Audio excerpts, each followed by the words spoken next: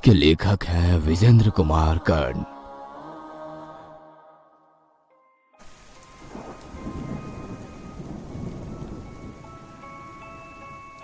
Mental ward के बिस्तर पर चीखती नताशा को देखकर सूर्यकांत की आंखों से आंसू लगातार निकल रहे थे, लेकिन वो चाहकर भी उसके दर्द को कम नहीं कर पा रहा था। इतनी सुंदर सी दिखने वाली नताशा हड्डियों का ढांचा बनकर रह गई थी। डॉक्टरों ने नताशा को शॉक थेरेपी देने की पूरी तैयारी कर ली थी। उसके सिर के दोनों साइड में शॉक देने के लिए इलेक्ट्रोड लगा दिए गए थे। वह छटपटा रही थी और खुद को छुड़ाने की कोशिश कर रही थी। उसके बाद उसके मस्तिष्क में करंट दिया गया। नताशा जोर से चीखती है। किसी निर्जीव की तरह नताशा अस्पताल के बिस्तर पर पड़ जाती है। हालांकि उसकी सांसें तेज तेज चल रही थी। डॉक्टर उसकी तरफ होपलेस की तरह देखते हैं और फिर वहां से निकल जाते हैं। पिछले 15 दिनों से नताशा की हालत में कोई सुधार नहीं हुआ है। सूर्यकांत ने डॉक्टरों से पूछने की कोशिश की तो डॉक्टरों से उसे कोई संतोषजनक जवाब नहीं मिला। वो अपनी नताशा को दूर से देखता है और फिर पुरानी यादों की सड़कों पर उसका हाथ थामे चलने लगता है। शहर के सबसे बड़े मॉल में घूमते नताशा ने सूर्यकांत का हाथ ऐसे पकड़ रखा था जैसे कि वो कोई छोटा बच्चा है और अगर उसका हाथ उससे छूट जाएगा तो वो कहीं खो जाएगा। तभी सूर्यकांत एक जगह पर रुक गया और नताशा की आंखों में आंखें डालकर उससे पूछता है, वस्त्रों और वस्तुओं के इस विशाल बाजार में तुम्हें कैसा प्रतीत हो रहा है प्रिय? अवश्य ही आनंद की अनुभूति हो रही होगी ना तुम्हें। यहाँ प्रेमालाप करने का आनंद ही कुछ और है। ये तुम किस भाषा में बात कर रहे हो सूर्यकांत? मेरे पल्ले तो कुछ नहीं पड़ रहा, सीधे सीधे बोलो ना। प्रिय, तुम तो आर्य पुत्र की हृदय की बात समझ जाया करती थी, आज क्या हुआ? सूर्यकांत बोलो ना, और ये मजाक छोड़ो। इस सैकड़ों साल पुरानी भाषा में वार्तालाप बात क्यों कर रहे हो? मैं कह रही हूँ ना, मुझे कुछ भी समझ में नहीं आ रहा। प्लीज नॉर्मल बातें करो। ओके माय लव नताशा, मैं नॉर्मल बातें करता हूँ। How are you feeling my love in this big mall? हाँ, अब ठीक है। मैं तो डर ही गई थी कि तुम्हें हो क्या गया है। वैसे तुम्हें हुआ क्या था सूर्यकांत, जो तुम ऐसी भाषा में बात कर रहे थे जो समझ ही नहीं आ रही थी? अरे क्योंकि मैं मॉल में हूँ ना, इसलिए ऐसी बातें कर रहा था जो समझ नहीं आती। अब तुम ही बताओ, 2000 की शर्ट, 4000 के जूते, साला जो कॉफी बाहर 10 की है वो यहाँ 200 की मिलती है, और मेरा फेवरेट डोसा भी 200 का। तुम ही बोलो, यहाँ की भाषा आई तुम्हें समझ में? मुझे तो सरोजनी मार्केट की भाषा समझ में आती है, अपनी जेब में फिट होती है वो। मुझे भी वहीं की भाषा समझ में आती है सूर्यकांत। यहाँ तो मैं सिर्फ सेल्फी लेने के लिए आती हूँ। चलो स्माइल करो और लेते हैं एक सेल्फी। स्माइल करते हुए सूर्यकांत और नताशा ने सेल्फी ली और फिर वे दोनों निकल पड़े सरोजनी मार्केट की ओर। सूर्यकांत और नताशा ने लव मैरिज की थी। आज सूर्यकांत का बर्थडे था, इसलिए नताशा उसे लेकर मॉल में आई थी। सूर्यकांत एक लेखक है जो कई सालों से स्ट्रगल कर रहा है। कभी उसे कुछ काम मिलता है, कभी कुछ भी नहीं, लेकिन एक प्राइवेट कंपनी में कंप्यूटर ऑपरेटर नताशा को पूरी उम्मीद है कि एक न एक दिन सूर्यकांत का भी टाइम आएगा। अपनी सेकंड हैंड बाइक में नताशा को बिठाकर सूर्यकांत जब सरोजनी मार्केट की ओर जा रहा था, तभी रास्ते में हमेशा की तरह उसकी बाइक बंद हो गई। उसने किक पर किक मारी, लेकिन उसकी बाइक स्टार्ट ही नहीं हुई। सूर्यकांत, कितनी बार कहा है, तो मेरी बात क्यों नहीं सुनते? प्लीज मेरी बात मान लो, किश्तों पर नई गाड़ी ले लो ना, मैं भर दूंगी ना किश्त। अरे क्या जरूरत है नताशा, चल तो रही है ये बाइक। ये चलती कम और रुकती ज्यादा है सूर्यकांत। सूर्यकांत बाइक को हाथों से खींचता हुआ जा रहा था। नताशा चुपचाप उसके साथ चल रही थी। अचानक रास्ते में आने वाली एक बहुत ही पुरानी किताब की दुकान पर सूर्यकांत की नजर गई। सूर्यकांत रुक गया और किताब की दुकान की ओर देखने लगा। नताशा ने भी देख लिया था कि सूर्यकांत उस किताब की दुकान की ओर देख रहा है। सूर्यकांत को किताबों से बहुत प्यार था। उसके पास ना जाने कितनी पुरानी और नई किताबों का संग्रह था। जब भी उसकी कमाई होती तो वो थोड़े पैसे अपनी किताबों के लिए जरूर रखता और बाकी पैसे नताशा को दे देता। सूर्यकांत ने अपनी बाइक स्टैंड पर खड़ी की और फिर वे दोनों उस दुकान पर गए। सूर्यकांत किताबों को देखने लगा। जानती हो नताशा, पूरी दुनिया में ना सिर्फ ये किताब ही है जिसे देखकर मन करता है कि मैं चोरी कर लूं। पागल हो क्या? सीसीटीवी लगे हैं यहाँ पर, तुरंत जेल के अंदर होंगे। अरे मैं चोरी थोड़ी कर रहा हूँ, मैं तो बस एक बात कह रहा हूँ। किताबों को देखते देखते सूर्यकांत की नजर एक बहुत ही पुरानी किताब पर गई। उस किताब का नाम था नीलावंती। उस किताब के पन्नों को देखकर लग रहा था कि कीड़ों ने उसे थोड़ा नुकसान पहुंचाया था, लेकिन पता नहीं उस किताब में ऐसा क्या अट्रैक्शन था कि उसने वो किताब खरीद ली। बाइक ठीक कराकर वे दोनों अपने घर पहुंचे। आज बहुत थक गई हूँ सूर्यकांत। अरे कोई नहीं माय डियर वाइफ, मैं बनाता हूँ खाना। बोलो क्या बना दूं? शाही पनीर, दम आलू या? अचानक कमरे की बेल बजी। सूर्यकांत ने दरवाजा खोला तो सामने एक पिज्जा डिलीवरी बॉय मुस्कुराते हुए खड़ा था। उसने पिज्जा सूर्यकांत के हाथों में दिया और कहा, सर रेटिंग दे दीजिएगा प्लीज। डिलीवरी बॉय वहां से चला गया। मुझे तुम्हारी यही आदत ठीक नहीं लगती, तुम बहुत फिजूल खर्च करती हो। क्या जरूरत थी पिज्जा की? हाँ? नताशा सूर्यकांत के पास आई और उसे गले लगाते हुए कहा, आज बर्थडे है तुम्हारा, इतना तो बनता है Suryakant. I love you Natasha. पता नहीं वो दिन कब आएगा जब मैं तुम्हें तुम्हारे जन्मदिन पर किसी आलीशान होटल में पार्टी दूंगा। आएगा सूर्यकांत, जरूर आएगा। उसके पहले मैं मरने वाली नहीं। मरने की बात को सुनकर सूर्यकांत चिढ़ गया और नताशा को प्यार से घूरने लगा। दोनों ने पिज्जा खाया। सूर्यकांत को कुछ लिखना था, इसलिए वो लिखने बैठ गया और नताशा अपने बिस्तर पर गई। बिस्तर पर उसकी नजर उस किताब पर पड़ी जो सूर्यकांत खरीद कर लाया था। मुझे कहता है कि मैं फिजूल खर्ची करती हूँ, और खुद देखो ये फटी चिटी किताब पूरे 600 रुपए देकर खरीद लाया है। वो किताब भले ही फटी चिटी थी, लेकिन उसका कवर इतना आकर्षक था कि नताशा उस किताब को पढ़ने का मोह नहीं छोड़ पाई। वो उसे पढ़ने लगी। अरे इस किताब में तो अलग अलग मंत्र लिखे हुए हैं।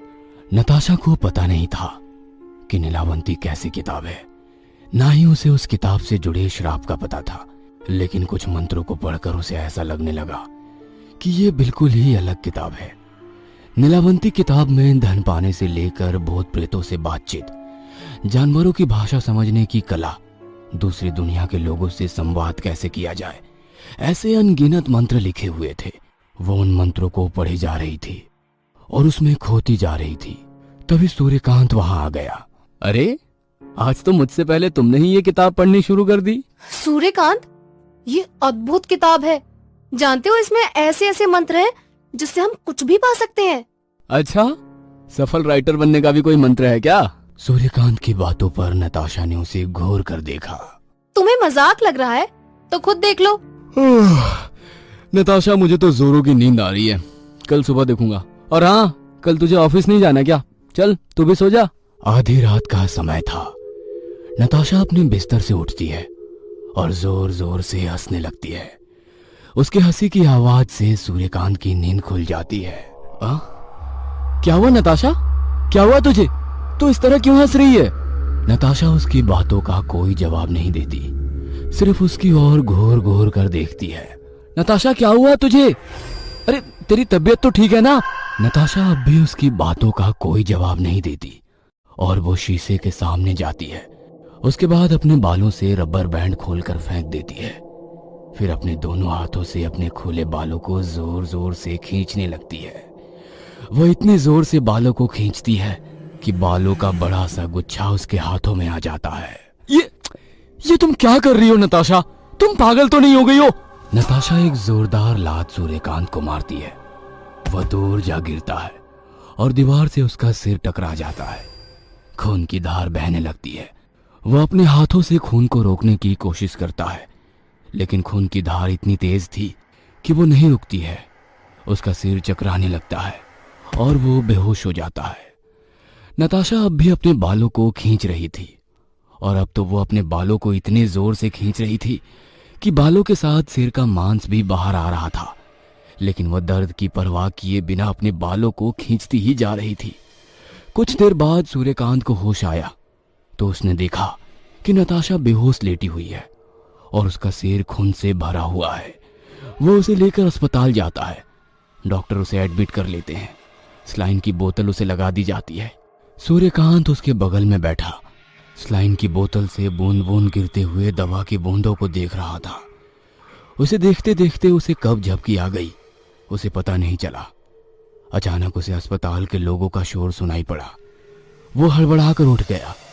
उसने देखा कि नताशा ने खुद से ही स्लाइन की पाइप अपने हाथ से निकाल ली है, जिससे लगातार खून निकल रहा है।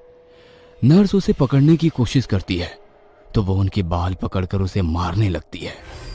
थोड़ी देर बाद उसने अस्पताल की दीवार से अपना सिर जोर जोर से मारना शुरू कर दिया। सूर्यकांत ने जब उसे पकड़ने की कोशिश की तो उसने उसे फिर से जोर से लात मारी। डॉक्टर ने एक इंजेक्शन देकर उस पर किसी तरह काबू किया, लेकिन जब डॉक्टरों ने ये कहा कि नताशा को मेंटल वार्ड में शिफ्ट करना होगा तो वो शॉक्ड रह गया। उसे समझ नहीं आ रहा था कि अचानक से ऐसा क्या हो गया जो नताशा ने ऐसी हरकतें करनी शुरू कर दी। सूर्यकांत अपने जीवन में इतना परेशान कभी नहीं रहा था। उसने कितने सारे फेलियर झेले थे, लोगों ने उसका कितना मजाक उड़ाया था, लेकिन नताशा उसके साथ थी तो उसे लगता था कि वो दुनिया का सबसे अमीर और सक्सेसफुल आदमी है। सूर्यकांत को इन दिनों अब नींद भी नहीं आती थी। वो रात रात भर उल्लू की तरह जागता रहता और नताशा के बारे में सोचा करता था। पिछले कई दिनों से ना तो उसने कुछ पढ़ा था और ना ही एक शब्द लिखा था। आज भी वो बिस्तर पर लेटा नताशा के बारे में ही सोच रहा था। अचानक उसकी नजर उस किताब पर गई जो उस दिन उसने अपने बर्थडे पर खरीदी थी। इन दिनों उसके जीवन में इतनी हलचल मची थी कि उसे उस किताब का ध्यान ही नहीं रहा। लेकिन उस रात नीलावंती पर नजर पड़ते ही सूर्यकांत को नताशा की वो बात याद आई जो उसने उस दिन कहा था। सूर्यकांत, ये अद्भुत किताब है। जानते हो इसमें ऐसे मंत्र हैं जिससे हम कुछ भी पा सकते हैं। सूर्यकांत किताब पढ़ना शुरू कर देता है। जैसे जैसे वो किताब के पन्नों को पढ़ते जाता है वो उसमें डूबने लगता है। 3 दिन हो गए हैं सूर्यकांत उस किताब को ही पढ़ ही रहा है। उसे छोड़ने का उसे बिल्कुल भी मन नहीं कर रहा है। उसे किताब के एक एक मंत्र जादुई से लग रहे थे। उसे पूरी उम्मीद थी कि वो इस किताब के मंत्र द्वारा अपनी नताशा को ठीक कर देगा। आज 5 दिन हो गए थे। सूर्यकांत उस किताब के आखिरी पन्ने और आखिरी मंत्र को पढ़कर किताब बंद कर रहा था। तभी उसे ऐसा लगा कि उस किताब से लोहे की जंजीरें निकल रही है और उन जंजीरों में वो बंधता जा रहा है। ये क्या हो रहा है मेरे साथ? क्या हो रहा है? इस किताब से ये जंजीरें कैसे निकलने लगी? सूर्यकांत उन जंजीरों से बचने की कोशिश करता है, लेकिन वह असफल हो जाता है। सूर्यकांत जंजीरों में लिपटा बिस्तर पर लेटा हुआ है। अचानक उसकी नजर एक चूहे पर जाती है जो उसके ऊपर आ बैठा है। सूर्यकांत उस चूहे को भगाने की कोशिश करता है, लेकिन शरीर जंजीरों से बंधा होने के कारण वह ऐसा नहीं कर पाता है। वह चूहा पहले तो उसके शरीर पर भागता दौड़ता है, फिर उसके कपड़ों को कुतरने लगता है। धीरे धीरे कपड़ों के साथ साथ वो चूहा उसके शरीर के मांस को भी नोचने लगता है। सूर्यकांत जोर जोर से चीखता है।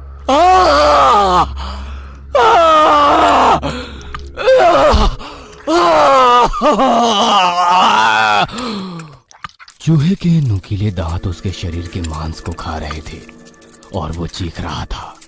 फिर एक एक कर कई सारे चूहे वहां पर जमा हो गए और उन सब ने सूर्यकांत का मांस नोचना शुरू कर दिया। पूरा बिस्तर खून से भर गया। सूर्यकांत दर्द को बर्दाश्त कर रहा था, लेकिन कब तक वो बर्दाश्त करता? वो बेहोश हो गया। रात के 12:30 बज रहे थे। बाहर कुत्ते के भौंकने की आवाज लगातार आ रही थी। अचानक सूर्यकांत की बेहोशी टूटी, लेकिन वो तो बिल्कुल ठीक था। ना तो उसका शरीर जंजीरों से जकड़ा हुआ था और ना ही वहां कोई चूहे थे। ये क्या है? सब कुछ तो ठीक है। फिर वो जो सुबह मेरे साथ हो रहा था वो क्या था? सूर्यकांत के जहन में सवाल तो कई थे, लेकिन जवाब एक भी नहीं। अब उसे नताशा की याद आने लगी। उसने कैलेंडर में डेट देखा तो उसे बहुत आश्चर्य हुआ, क्योंकि जब उसने किताब पढ़ना शुरू किया था तो 17 तारीख थी और आज 22। 5 दिन से वो घर पर ही था। ना तो उसने कुछ खाया था और ना ही पिया था। वो नताशा से मिलने हॉस्पिटल भी नहीं गया था। मुझे नताशा से मिलने जाना होगा।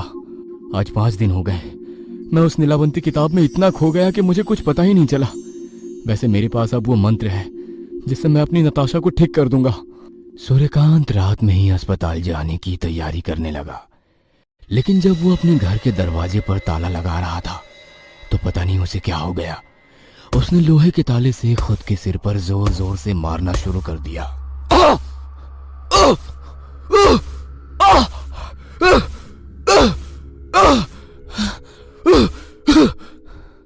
उसके सिर से खून लगातार बह रहा था, लेकिन वह उसकी परवाह किए बिना उस लोहे से अपनी सिर पर वार करता रहा। खून से लथपथ सूर्यकांत पागल सा हो गया था। फिर वो अपनी सोसाइटी की छत की ओर जाने लगा। खून की बूंदें जमीन पर गिरती जा रही थी। छत पर काली रात उसका इंतजार कर रही थी।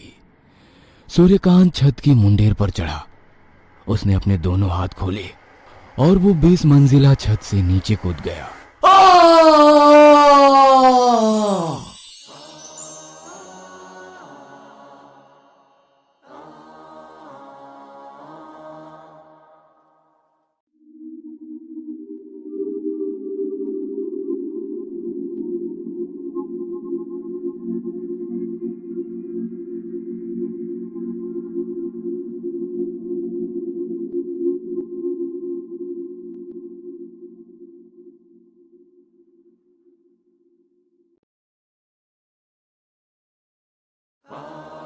इस कहानी के लेखक है विजेंद्र कुमार कर्ड। एम्बुलेंस के सायरन और पुलिस की गाड़ी के शोर के बीच सूर्यकांत के अपार्टमेंट के पास जिसने भी उसकी लाश को देखा वो अंदर तक सिहर गया। उसके रोंगटे खड़े हो गए। उसका सिर ऊंचाई से गिरने के कारण 3 टुकड़ों में बट गया था, जिससे अब भी खून की बूंदें निकल रही थी और उन खून की बूंदों पर मक्खियां भिनभिना रही थी। पुलिस की जांच टीम जिसका नेतृत्व इंस्पेक्टर गजराज कर रहे थे, उन्होंने लाश को पूरी बारीकी से देखा। फॉरेंसिक टीम भी अपने हिसाब से जांच कर रही थी और छोटी छोटी बारीकियों को नोट कर रही थी। आसपास के लोगों से पूछताछ क्रम में इंस्पेक्टर गजराज को पता चला, कुछ दिनों पहले उसकी पत्नी नताशा पागल हो गई है। सूर्यकांत इस बात को लेकर बहुत परेशान था। दूसरा, सूर्यकांत की आर्थिक स्थिति बहुत ज्यादा अच्छी नहीं थी। शायद इन सब बातों के बोझ ने उसे आत्महत्या को मजबूर कर दिया हो। सभी की नजरों में यह केस बिल्कुल क्लियर था। इंस्पेक्टर गजराज भी इसी एंगल से केस पर तब तक आगे बढ़ रहा था जब तक कि उसकी नजर तहकीकात के क्रम में उस किताब पर नहीं गई थी जो सूर्यकांत लेकर आया था। किताब के फ्रंट पर जैसे ही गजराज ने नीलावंती का नाम देखा, उसके पैर कांपने लगे। उसके दिल की धड़कन इतनी तेज हो गई कि उसे साफ साफ सुना जा सकता था। हवलदार हेतराम ने जब अपने साहब की यह हालत देखी तो, क्या हुआ साहब? इंस्पेक्टर गजराज ने हेतराम की बातों का कोई जवाब नहीं दिया।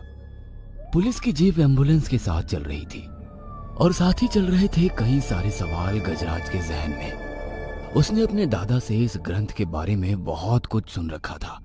जब वो बड़ा हुआ तो उसने इस पर और भी रिसर्च किए और जैसे जैसे वो रिसर्च में आगे बढ़ता गया उसे कई चौंकाने वाले और डराने वाले तथ्यों का पता चला। उन तथ्यों की पुष्टि के लिए गजराज एक बार नताशा से मिलने गया और जब उसने देखा तो उसकी रूह कांप गई। नताशा अब जिंदा लाश बनकर रह गई थी। उसका पागलपन तमाम बिजली के शौक के बावजूद कम नहीं हो रहा था। इंस्पेक्टर गजराज जब उससे पहली बार मिला तो उसकी रूह कांप गई। ना जाने नताशा को कहां से सुई और धागा मिल गया था। एक रात उसने सुई और धागे से अपना पूरा मुंह सील लिया। सुबह जब अस्पताल के नर्स की नजर उस पर पड़ी तो वो उसकी हालत देखकर बेहोश हो गई। हवलदार हेतराम की नजर बचाकर गजराज ने वो ग्रंथ अपने पास रख लिया था। एक रात अपने स्टडी रूम के सामने वो उस किताब के सामने बैठा था, लेकिन उसकी हिम्मत नहीं थी कि वो उस किताब को खोलकर पढ़े। उसने जेब से सिगरेट की डिब्बी निकाली और सिगरेट को अपने होठों से लगाया। फिर दूसरी जेब में लाइटर टटोलने लगा, लेकिन जेब में लाइटर नहीं थी। जहां वो अक्सर माचिस रखा करता था वहां माचिस भी नहीं थी। उसने फिर से सिगरेट को उसी डिब्बे में डाला, लेकिन तभी उसकी नजर नीचे जमीन पर गई जहां उसकी लाइटर पड़ी थी। उसे देख वो वैसे ही मुस्कुराया जैसे कोई बिछड़े हुए कई सालों बाद मिलते हैं तो मुस्कुराते हैं। सिगरेट का कस खींचते हुए इंस्पेक्टर गजराज खिड़की के बाहर सड़क पर बैठे उस कुत्ते को देख रहा था जो लगातार रोए जा रहा था। तुमने बहुत बड़ा दुस्साहस किया है। और इस दुस्साहस का दंड है मौत। मैं तुम्हें श्राप देता हूँ कि थोड़ी देर बाद तुम्हारी मृत्यु हो जाएगी। क्रोध से भरे उस ऋषि ने अपने सामने खड़ी उस सुंदर सी कन्या से जब ये बात कही तो वो थर थर कांपने लगी। मुझे क्षमा कर दीजिए, मुझे तनिक भी ज्ञात नहीं था कि आप तपस्या में लीन हैं और मैं इस ओर आ गई। क्षमा? क्या तुम्हें क्षमा देने से मेरी सैकड़ों सालों की तपस्या जो अब भंग हो गई है वो पूर्ण स्थिति में आ जाएगी? क्या तुम्हें क्षमा देने से मेरे उन प्रश्नों का उत्तर मुझे मिल जाएगा जो शायद अब हमेशा के लिए अनुत्तरित रहेंगी? नहीं, कभी नहीं। एक ऋषि की तपस्या के बीच अगर तुम्हारे जैसी यक्षिणी आ जाती है तो फिर उसकी सारी तपस्या न सिर्फ नष्ट हो जाती है बल्कि उसका पुण्य भी नष्ट हो जाता है। इसलिए अपने लिए क्षमा की प्रार्थना व्यर्थ है। मृत्यु दंड के अलावा तुम्हें कुछ नहीं मिलना चाहिए। गुरुदेव, यह सब तो भूलवश हुआ है और कहते हैं कि क्षमा करने वाले का हृदय बहुत बड़ा होता है। आप मुझे क्षमा करके इस बात को सत्य साबित करें। कन्या, मृत्यु दंड का श्राप तो मैं तुम्हें दे चुका हूँ और इसे वापस नहीं ले सकता। हाँ, लेकिन तुम्हारा फिर से जन्म होगा, लेकिन यहाँ नहीं, पृथ्वी लोक पर। अचानक वो कन्या आकाश से नीचे गिरने लगी और धरती पर स्थित एक चट्टान पर सिर के बल गिर पड़ी। उसका शरीर कई टुकड़ों में बट गया और उसने प्राण त्याग दिए। उसके शरीर के कुछ टुकड़ों को तो जंगली जानवर ने खा लिया, लेकिन एक टुकड़ा उड़कर पास के बरगद के कोटर में चला गया। कई सालों बाद उस चट्टान के पास ही स्थित एक गांव में रहने वाले वैद्य का जड़ी बूटी की तलाश में उस गांव में जाना हुआ और वहां उसे एक छोटी बच्ची के रोने की आवाज सुनाई दी। इस भयानक जंगल में बच्चे के रोने की आवाज कहां से आ रही है? आवाज की दिशा में बढ़ते हुए वो एक बहुत पुराने बरगद के पेड़ के पास पहुंचा। उस पेड़ पर कई सारे अजगर लटके हुए थे। वह बच्ची उसी पेड़ की कोटर में थी और लगातार रोए जा रही थी। वैद्य को बहुत ही आश्चर्य हुआ कि वे अजगर उस बच्ची को कोई नुकसान क्यों नहीं पहुंचा रहे। उस वैद्य ने जान पर खेलकर उस बच्ची को उस कोटर से निकाला और अपने घर ले आया। उस वैद्य की कोई संतान नहीं थी, इसलिए वह उसे अपनी संतान की तरह पालने लगा। उसने उस बच्ची का नाम रखा नीलावंती। बहुत ही सुंदर थी नीलावंती, लेकिन उस वैद्य ने नीलावंती को एक बात की हिदायत दी कि वो कभी भी उसके अलावा किसी इंसान के संपर्क में ना आए, क्योंकि इंसान से ज्यादा धोखा देने वाला प्राणी कोई नहीं है। नीलावंती ने अपने पिता की बात को सिर आंखों पर रखा। वैसे भी वह जहां रहती थी वहां जगह घनघोर वन स्थित था। इंसान वहां कभी आते ही नहीं थे या जंगली जानवरों के भय से आने का सोचते भी नहीं थे। धीरे धीरे नीलावंती बड़ी होने लगी। नीलावंती जब 5 साल की हुई तो उसके अंदर एक अद्भुत गुण आ गया था। वह जानवरों से बातें कर सकती थी। वह चींटियों की भाषा समझ सकती थी। सांप, बिच्छू, नेवले, पानी वाले जानवर हो या आकाश में उड़ने वाले पक्षी, वह सभी उसे घेर लेते और वो उनसे बातें करती और ये बातें घंटों तक चलती। उन बातों में कभी किसी खजाने का जिक्र होता तो कभी किसी भटकती आत्मा का, तो कभी आगे आने वाले पलों की सूचना नीलावंती को मिल जाती। उसके बाबा को जब उसने इस बारे में बताया तो उन्हें बिल्कुल यकीन नहीं हुआ। एक बार जब वो जड़ी बूटी की खोज में बाहर जाने वाले थे तो उसने उन्हें रोक लिया। जब उसके बाबा ने उससे इसका कारण पूछा तो उसने बताया, आज नेवले ने उसे बताया है कि आज बहुत बारिश होने वाली है, तुम अपने बाबा को बाहर मत जाने देना। लेकिन उसने ये भी बताया है कि तुम्हारे बाबा तुम्हारी बात नहीं मानेंगे और वो बाहर चले जाएंगे। फिर यहाँ से 10 किलोमीटर की दूरी पर भारी बारिश और आंधी के कारण एक पेड़ उनके ऊपर गिर जाएगा, जिसमें वो बुरी तरह से घायल हो जाएंगे और फिर आजीवन वो बिस्तर पर पड़े रहेंगे। अरे बेटा, तुम ये सब क्या कह रही हो? तुम देख रही हो ना बाहर कितनी तेज धूप है, कहीं से भी बारिश के आसार नहीं है। जैसा उस नेवले ने कहा वही हुआ। नीलावंती के पिता ने उसकी बात को हंसी में उड़ा लिया और वो उस दिन बाहर चले गए। और उस दिन वही हुआ, वैद्य जी बारिश और आंधी की चपेट में आ गए। समय का पहिया और भी तेजी गति से भागता चला गया, लेकिन इस बीच नीलावंती के जीवन में कई बड़े बदलाव आए। उसके बाबा का देहांत हो चुका था वो अब 19 साल की थी, लेकिन 16 साल की उम्र से ही उसके जीवन में और भी कई अजीब घटनाएं घटने लगी थी। हर रात उसे ऐसा लगता कि भूत प्रेत पिशाच डायन और बुरी आत्माएं उसके पास बैठी हैं और उसे घूरते हुए कह रही है, चल चल यहाँ से, जंगल चल, जंगल चल, हमारे साथ चल चल। नीलावंती जब आंखें खोलती तो उसके पास वही सब बैठे होते। फिर वो उनके साथ जंगल चली जाती। वहां वे बुरी आत्माएं उससे बातें करते और कई मंत्र उसे बताते, लेकिन सारे मंत्रों को तो याद नहीं रख सकती थी। इसलिए नीलावंती ने उन्हें लिखने का सोचा, लेकिन उन बुरी आत्माओं ने कहा कि तुम हमारे द्वारा दिए मंत्र को लिख तो सकती हो, लेकिन तुम्हें इसे अपने रक्त से लिखना होगा। वह बुरी आत्माएं, बुरी शक्तियां उसे कई तरह के मंत्र बताती। उन मंत्रों में किसी को सम्मोहित करने से लेकर बड़े से बड़े खजाने को हासिल करने के मंत्र होते, लाइलाज बीमारी और पागलपन के मंत्र होते, धनवान बनने से लेकर किसी को मंत्रों द्वारा निर्धन बनाने के मंत्र होते।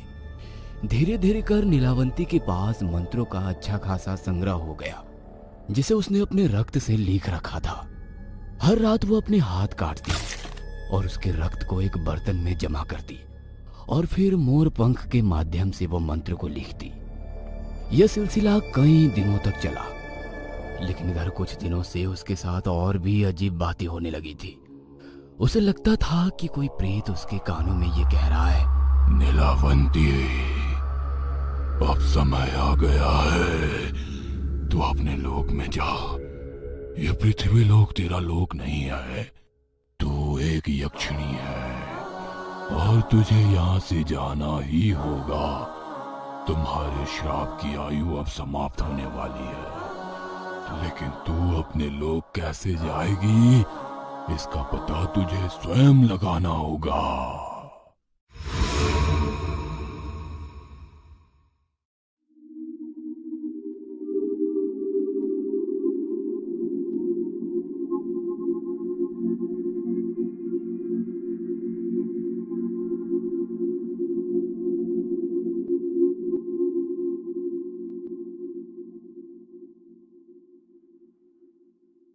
तुमने बहुत बड़ा दुस्साहस किया है और इस दुस्साहस का दंड है मौत।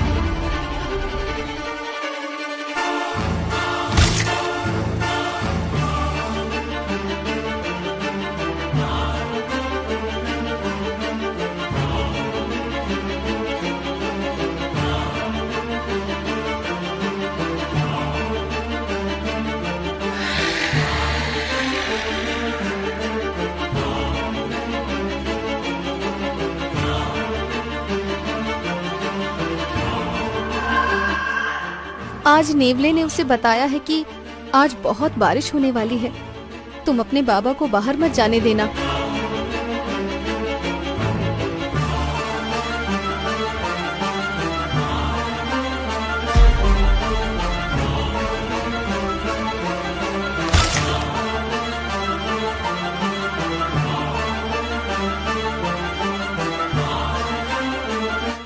नीलावंती, अब समय आ गया है, तू अपने लोक में जा। ये पृथ्वी लोक तेरा लोक नहीं है, तू एक यक्षिणी है और तुझे यहाँ से जाना ही होगा। तुम्हारे श्राप की आयु अब समाप्त होने वाली है।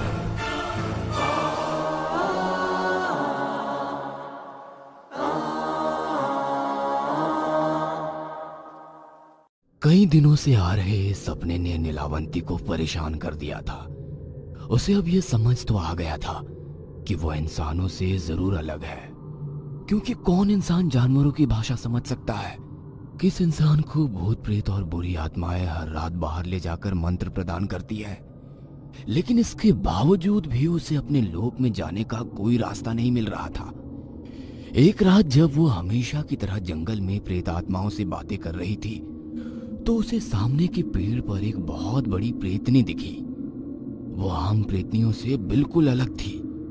पेड़ की बहुत ऊंची डाली पर बैठकर वो एक जंगली जानवर का मांस खा रही थी। मांस खाने के दौरान चबर चबर की आवाज से वो पूरा माहौल बहुत ही डरावना लग रहा था।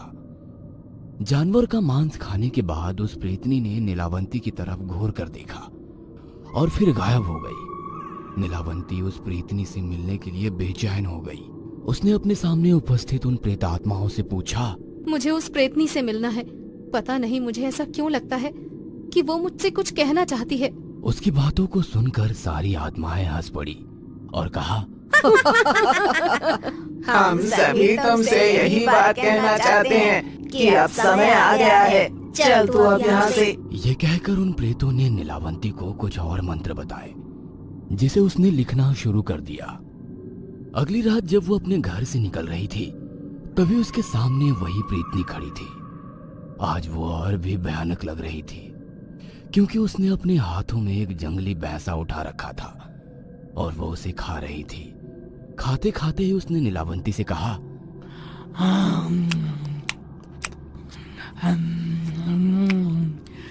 नीलावंती, तुम्हें अपने लोक में जाने का रास्ता स्वयं बनाना होगा। इसके लिए तुम्हें हर दिन पीपल के पेड़ के नीचे एक साधना करनी होगी, जिसमें जानवरों की बलि, तुम्हारा अपना रक्त, तुम्हारे शरीर का कोई अंग हर दिन काट कर उसकी आहुति देनी होगी। और जिस दिन साधना समाप्त होगी, उस दिन तुम्हारे पास हम प्रेतों के राजा यानी प्रेत राज आएंगे और वो तुम्हें अपने लोक में जाने का मार्ग बताएंगे। लेकिन तुम्हें हर रात जंगल में जाकर ये साधना करनी ही होगी। अगर तुमने साधना को एक भी दिन छोड़ दिया तो तुम इसी लोक में सदैव के लिए रह जाओगी और यहीं तुम्हारी मृत्यु भी होगी। नीलावंती हर रात वो साधना करती। पहले तो वो उन जानवरों की बलि देती, फिर अपने रक्त की आहुति देती और उसके बाद वो अपनी उंगली काटकर साधना को समर्पित करती। कई दिनों तक ये सिलसिला चलता रहा, लेकिन नीलावंती के सामने कोई नहीं आया। उसे समझ आ गया कि जरूर उसकी साधना में कोई कमी रह गई है। इसलिए एक रात उसने अपनी उंगलियों की बजाय अपना सिर काटकर समर्पण कर दिया। उसके ऐसा करते ही वहां पर धूल भरी आंधियां चलने लगी और उसका कटा सिर हवा में उड़कर फिर से उसके धड़ से जुड़ गया और वहां पर प्रेतराज प्रकट हुए। नीलावंती, तुम्हारी तपस्या समाप्त हुई। मैं तुम्हारी तपस्या से बहुत प्रसन्न हूँ। नीलावंती, बहुत जल्दी ही तुम्हें एक मनुष्य मिलेगा और उसी मनुष्य के जरिए तुम्हें तुम्हारे लोक में जाने का मार्ग मिलेगा। हाँ, लेकिन इसके लिए तुम्हें इंसानों की बस्ती में जाना होगा। यहाँ से 30 मील की दूरी पर एक गांव है, सुजानपुर। वो इंसान वहीं का होगा।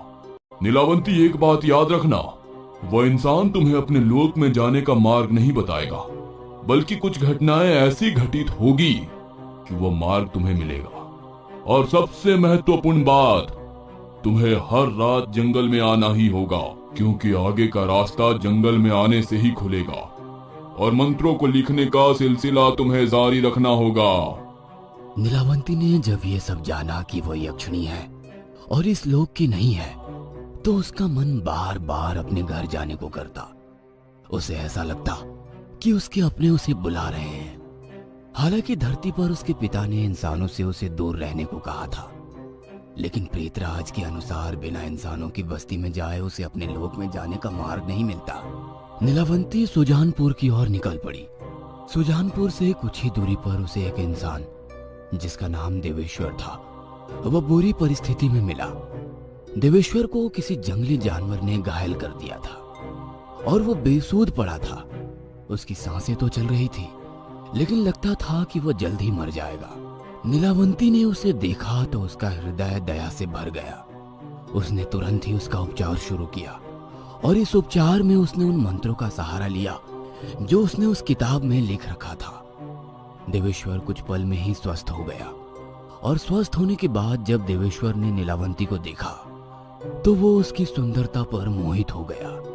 हालांकि प्रेम का बीज तो नीलावंती के हृदय में भी लग गया था। देवेश्वर नीलावंती से विवाह करना चाहता था। नीलावंती भी यही चाहती थी। लेकिन विवाह के पूर्व नीलावंती ने देवेश्वर के सामने विवाह की एक शर्त रखी थी कि हर रात वो कहीं जाएगी, लेकिन वो उससे कभी नहीं पूछेगा कि वो कहां जाती है, क्या करती है। देवेश्वर ने उसकी बात मान ली। दोनों ने विवाह कर लिया। हर रात नीलावंती रात को जंगल में चली जाती और सुबह वापस आती। शर्तों में बंधा होने के कारण देवेश्वर ने उससे इस बारे में कुछ नहीं पूछा। उसके विवाह को 1 साल पूरे हो गए थे, लेकिन नीलावंती की तलाश अब भी जारी थी। एक रात जब वो जंगल में हमेशा की तरह भूतों और पिशाचों से घिरी मंत्रों को लिख रही थी, तभी वहां पर एक बार फिर से प्रेतराज आए और उन्होंने कहा, नीलावंती, कल यानी अमावस्या की रात तुम्हें जंगल के बाहर स्थित जो नदी है, वहां तुम्हें एक मुर्दा पानी की सतह पर तैरते आते हुए मिलेगा। उसकी कलाई में एक ताबीज बंधी होगी। वो ताबीज डिब्बी की तरह होगी। तुम्हें वो ताबीज वाली डिब्बी निकाल लेनी है। उसमें तुम्हें एक नक्शा मिलेगा। वो नक्शा आधा ही होगा। तुम उसे अपने पास रख लेना और फिर अगली अमावस्या का इंतजार करना। इस अमावस्या को तुम्हें एक मृत जानवर पानी की सतह पर मिलेगा। उस जानवर के गले में ठीक उसी तरह की डिब्बी होगी जिसमें उस नक्शे का बाकी हिस्सा होगा। उन दोनों नक्शों को मिलाकर ही तुम्हें अपने लोक में जाने का रास्ता मिलेगा। वो रास्ता केवल कुछ ही पलों के लिए ही खुलेगा और दूसरा नक्शा मिलने के अगले दिन ही ये संभव होगा, वो भी आधी रात के बाद। इधर देवेश्वर के गांव वालों ने कई बार नीलावंती को रात को जंगल में जाते हुए देखा था। उन्होंने उसका पीछा भी किया था और जब उन्हें पता लगा कि नीलावंती भूत प्रेतों से बातें करती है और अपने रक्त से एक किताब में कुछ मंत्र लिखती है, तो वे डर गए और वे समझ गए कि नीलावंती भी कोई बुरी आत्मा है। उन्होंने उसके पति को इस बारे में बताया, लेकिन देवेश्वर ने उनकी बातों पर कोई ध्यान नहीं दिया। अगले दिन अमावस्या थी। उस रात जब नीलावंती घर से निकली तो गांव के कुछ लोग फिर से उसका पीछा करने लगे। नीलावंती नदी के पास पहुंची और वो उस लाश का इंतजार करने लगी जो नदी के पानी की सतह पर बहकर आने वाला था। कुछ देर बाद वह लाश उसे दिखी। वह नदी के पानी में उतर गई और उसने उस लाश को थामा और उसकी कलाई में बंधी उस तावीज को निकालने की कोशिश करने लगी, लेकिन वो ऐसे बंधा हुआ था कि चाहकर भी वह उसे खोल नहीं पा रही थी। उसके बाद उसने उस मुर्दे को अपने कंधे पर उठाया और पानी के बाहर ले आई और फिर उसे जमीन पर लिटाकर अपने दांतों के सहारे उस गांठ को खोलने की कोशिश करने लगी। अंधेरे में उसे ऐसा करते देख गांव वालों को लगा कि वो लाश खा रही है। वह डर के मारे वहां से भाग खड़े हुए और फिर से उसने नीलावंती की ये बात देवेश्वर को बताई। तुम लोग फिर से आ गए? अरे क्या परेशानी है तुम लोगों को मेरी पत्नी से? चलो भागो यहाँ से, नहीं तो नीलावंती का तो पता नहीं, मैं तुम्हें मार डालूंगा।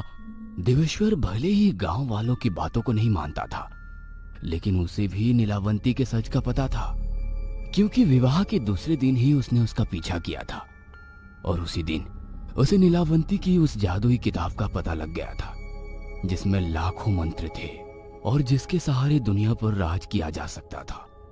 असंभव को संभव बनाया जा सकता था, मुर्दे को जीवित किया जा सकता था, संसार की खूबसूरत से खूबसूरत औरत का सुख लिया जा सकता था। वो इस किताब को किसी भी तरह हासिल करने की फिराक में था, लेकिन वो जानता था कि ये आसान नहीं है, क्योंकि उसे किताब का तो पता था, लेकिन नीलावंती वो किताब कहाँ रखती है इसका पता उसे नहीं थी। देवेश्वर अब ये भी जान गया था कि अगली अमावस्या को नीलावंती हमेशा के लिए अपने लोक चली जाएगी, इसलिए वो उस किताब को हासिल करने की पूरी जुगत में लग गया। अगली अमावस्या भी आ गई। इस बार देवेश्वर ने नीलावंती का फिर से पीछा किया। उस रात नदी में तैरता हुआ एक जानवर आया। नीलावंती ने उसके गले से वो तावीज निकालने की कोशिश की, लेकिन वो नहीं निकला। उसने फिर से उस जानवर को अपनी पीठ पर टांगा और नदी के बाहर ले आई और अपने दांतों से ही उस तावीज को खींच कर निकाला। अब उसके पास दोनों नक्शे आ गए थे। वो अगले दिन का इंतजार करने लगी, लेकिन अगली रात नीलावंती जंजीरों में बंधी हुई जमीन पर लेटी हुई थी और देवेश्वर जंगल में एक बरगद की पेड़ के नीचे खुदाई कर रहा था ताकि वो नीलावंती को उसमें दफन कर सके। देवेश्वर ने उस किताब का राज भी जान लिया था, कि वो किताब नीलावंती कहाँ रखती है। नीलावंती उस किताब को इसी तरह बरगद के पेड़ के कोटर में रखती थी, और ये वही पेड़ था जहां वो पहली बार अपने पिता को मिली थी। वह बरगद अब भी भयानक अजगरों से घिरा हुआ था। देवेश्वर ने मशाल की गर्मी से उन अजगरों को जलाकर मार डाला और उस कोटर से उस किताब को निकाल लाया। नीलावंती, अब मैं बनूंगा इस दुनिया का सम्राट। सारी चीजों पर मेरा नियंत्रण होगा। मुझे कोई नहीं मार सकेगा, क्योंकि मैं इस किताब में लिखे अमर हो जाने के मंत्र को सिद्ध कर लूंगा। नीलावंती, अब मुझे तुम्हारी कोई आवश्यकता नहीं है। वैसे भी तुम तो अपने लोक जाने वाली हो, लेकिन अगर तुम्हें जीवित छोड़ दिया तो फिर से वापस आओगी और अपनी ये किताब मुझसे छीन लोगी। इसलिए तुम्हारा मरना बहुत जरूरी है। देवेश्वर ने नीलावंती को उठाकर उस गड्ढे में डाला और उसके ऊपर मिट्टी डालने लगा। तभी उसकी नजर उसी पेड़ के सबसे ऊपरी डाली पर गई, जहां एक सुंदर सी स्त्री अपने हाथ में एक किताब लेकर बैठी हुई थी। वह स्त्री और कोई नहीं, नीलावंती ही थी। नीलावंती, तुम वहां? तो फिर ये कौन है? मेरे पिता ने सही कहा था कि इंसान विश्वास योग्य नहीं होता। मैंने तुम्हारी जान बचाई, तुमसे विवाह किया, यहाँ तक कि तुम्हें भी अपने साथ अपने लोक ले जाने की सोच रही थी, लेकिन तुमने तो अपना असली रंग दिखा दिया। तुम्हारी नीयत का पता मुझे मेरे पिशाच मित्रों और जंगली जानवरों से पहले ही लग गया था। इसीलिए मैंने इस किताब के मंत्रों से अपना एक मायावी प्रतिरूप निर्माण किया और तुम्हें लगा कि वो नीलावंती ही है। और हाँ, वो जो किताब तुमने इस कोटर से हासिल की है वो भी नकली है। असली किताब मेरे पास है। नहीं, ये नहीं हो सकता। मेरे साथ इतना बड़ा धोखा नहीं, ये नहीं हो सकता। धोखा तुमने दिया है देवेश्वर, और जिस किताब के लिए तुमने धोखा दिया है, जाओ, मैं यक्षिणी नीलावंती इस किताब को श्राप देती हूँ कि ये किताब जो भी पूरी तरह पढ़ेगा वो आत्महत्या कर लेगा, और जो इसे अधूरी छोड़ देगा वो विक्षिप्त यानी पागल हो जाएगा। संसार में इस किताब को वही पूरी तरह पढ़कर जीवित रह पाएगा जिसके मन में छल कपट नहीं होगा, लेकिन ये असंभव है क्योंकि इंसानों की फितरत ही है छल कपट। ये कहकर नीलावंती पेड़ से नीचे कूद गई और उसने तावीज से मिले नक्शे को जोड़ा, और जैसे ही उसने जोड़ा, उस बरगद के पेड़ के 2 टुकड़े हो गए और वहां से एक रास्ता निकला जहां एक बहुत बड़ा सा दरवाजा था। वह दरवाजा धीरे धीरे कर खुलने लगा और नीलावंती उसकी ओर दौड़ पड़ी। मैं नहीं जाने दूंगा तुम्हें। इस नीलावंती ग्रंथ का श्राप वापस लिए बिना मैं तुम्हें नहीं जाने दूंगा। यह किताब मुझे दे दे, मुझे दे दे। लेकिन उसी समय नीलावंती के जिस प्रतिरूप को वह जमीन में दफन कर रहा था, वो एक बड़े से अजगर में बदल गई और उसने देवेश्वर को जिंदा निगल लिया। वह चीखता रहा और फिर हर ओर खामोशी छा गई। नीलावंती उस किताब को वहीं छोड़कर हमेशा के लिए अपने लोक चली गई। नीलावंती उस किताब को अपने लोक में इसलिए नहीं ले जा सकती थी क्योंकि वो चाहती थी कि एक ना एक दिन इस पृथ्वी पर ऐसा इंसान जन्म ले जो छल कपट से दूर हो और इस किताब के जरिए वो लोगों की मदद कर सके। और हजारों सालों से नीलावंती ग्रंथ को उस योग्य व्यक्ति की तलाश है जिसके मन में छल कपट ना हो। क्या आप हैं वो योग्य इंसान?